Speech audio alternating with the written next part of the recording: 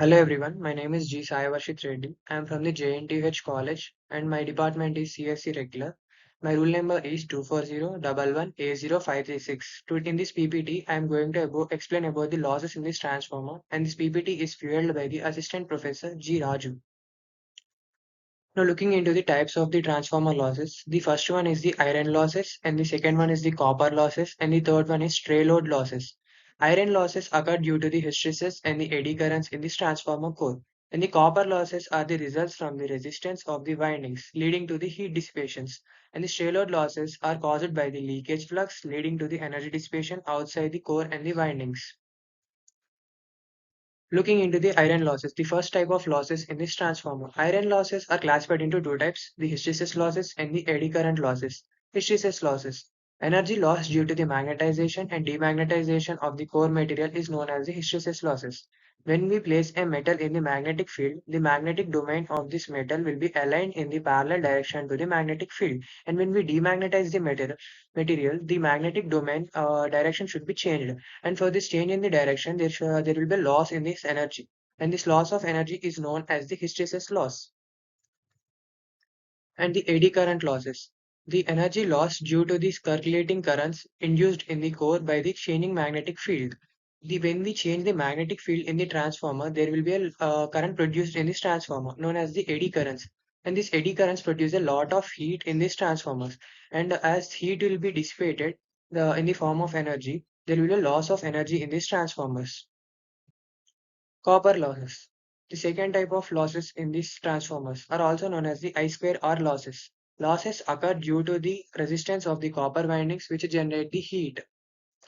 As we all know, when the current flows through a metal, the metal will oppose the flow of the current because of its resistance. And because of this opposition, there will be a heat generated in this metal, which is equal to the I square R. Similarly, when the current is passed through the copper wires, copper winding, there will be a resistance which will oppose the flow of the current. And because of this opposition, there will be a heat produced in this copper winding, which is equal to the I square R, and the heat will be dissipated into the surroundings in the form of energy.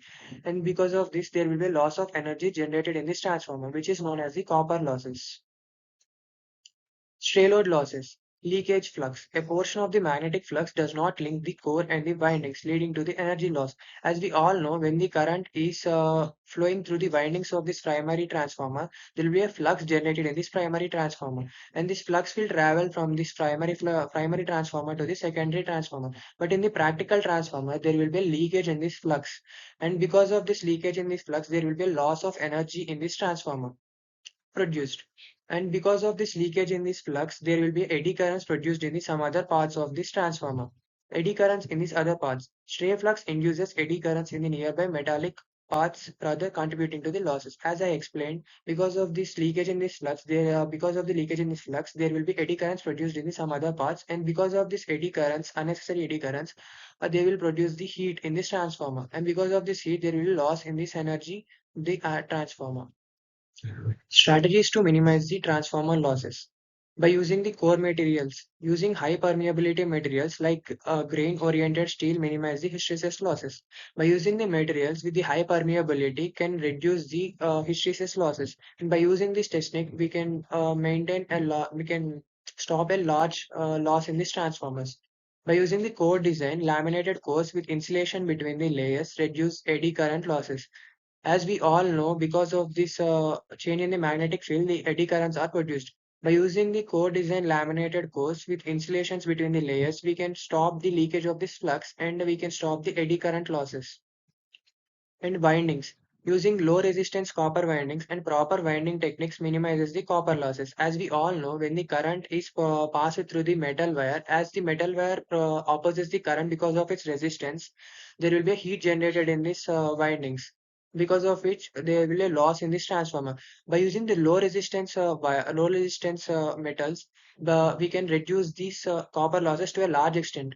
By using the low resistance copper windings and the proper winding techniques, we can minimize the copper losses.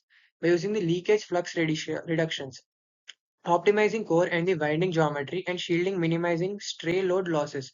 By using the optimizing core and the winding geometry, by using the perfect geometry, we can minimize the leakage in the flux. As the leakage in the flux produce the eddy currents, we can also produce the unnecessary currents produced in this transformer. As because of this leakage flux reduction is one of the most important strategies to minimize the transformer losses. Thank you, everyone. I hope this presentation provides insights into the importance of minimizing transformer losses in our power systems. Thank you, everyone.